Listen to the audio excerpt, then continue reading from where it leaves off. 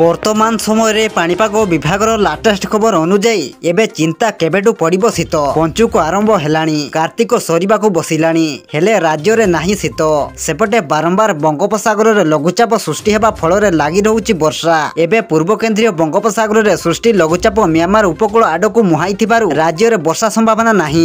पाणीपाग विभाग सूचना अनुसार बंगोपसागर में लघुचापटी सह आउ एक घूर्णिबलय रही तेबे आसंतु नजर पकाइबा पाणीपागर संपूर्ण खबर उपरे किंतु ता पूर्व वीडियो को गोटे लाइक करंतु एवं वीडियोटी को आपण मानक सांगसाथी मानक अधिकरु अधिक मात्रा शेयर करंतु। जदि आम चैनल रे आपण प्रथम थर वीडियो देखुछंती ताहले एबे ही चैनल को सब्सक्राइब करी पाखरे थिबा बेल आइकन को प्रेस करी ऑल नोटिफिकेशन को ऑन रखंतु जहा द्वारा आगो को पाणीपाग संबंधी लेटेस्ट अपडेट आपण माने सर्वप्रथम आम चैनल माध्यम रे पाई परिबे। सूचना अनुजाई लघुचापटी उत्तर पूर्व दिगरे गति करी आगामी 48 घंटा मध्य म्यांमार बांग्लादेश उपकूल अतिक्रम करिवो सेपटे 4 तारिख बेड़कू पश्चिमा झड़र प्रभाव हिमालय क्षेत्र उपरे पड़िबो।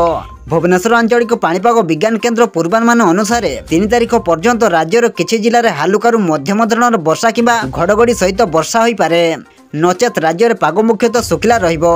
आगामी 7 दिन पर्यंत राज्य को कौन सी प्रकार पाणीपाग चेतावनी नहीं। आगामी 24 घंटे मयूरभंज केन्दुझर रायगड़ा कोरापुट मालकानगिरी नवरंगपुर और उपकूलवर्ती जिलार गोटे किंबा 2टी स्थान में हालुकारु मध्यम धरणर वर्षा किंबा घड़घड़ी सहित वर्षा होई पारे। आगामी 2 दिन मध्य सर्वनिम्न राति तापमात्रा 2 ରୁ 3 डिग्री सेल्सियस खसिबार संभावना रही।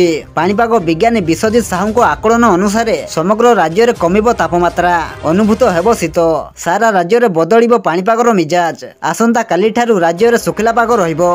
नवेम्बर 7 तारिख परठारू खसिबो तापमात्रा चलित वर्ष शीत विलंबरे आसीथिबा बेले आज ठारू उपकूल जिले में आरंभ करी फुलबाणी दारिंगबाड़ी बालीगुड़ा गजपति आदि स्थान में तापमात्रा खसी 15 ରୁ 17 डिग्री भितर रही पारे।